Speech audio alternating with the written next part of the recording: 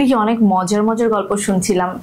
আসলে এই গল্পটা তোমার সঙ্গে ইদানিং অনেক জায়গায় করা হয় না, কিন্তু আমি একটু করতে চাই।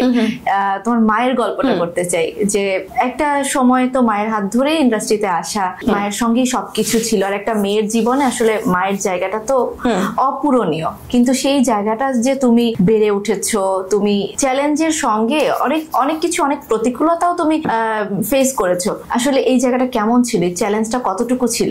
অবশ্যই ইজি ছিল না কোনোভাবেই, ইজি তো ছিলই না, বরঞ্চ মানে অনেক কষ্টই হয়েছে।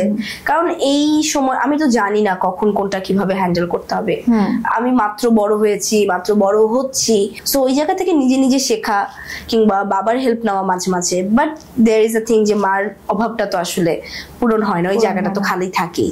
তো ওই জায়গায় তাকে খুব মিস করতাম, এখনো করি। পূরণ না হলে অনেক সময় দেখা যায় যে একজন না একজন পার্সন থাকে যে আর কি ওই জায়গাটা নিয়ে নেয়, হয়তো পুরোপুরি নিতে পারে না, তারপরে তোমাকে সামলে নেওয়ার জন্য। সে কি বাবা নাকি অন্য কেউ? সে বাবাই আসলে, মানে ওই জায়গাটা যদি আমি বলি এক্সাক্ট ভাবে কেউ আমাকে গাইড করেছে তাহলে বাবাই, কারণ বাবাই আসলে অসম্ভব পরিশ্রম করে আজকে এই পর্যন্ত আমাকে নিয়ে এসেছে।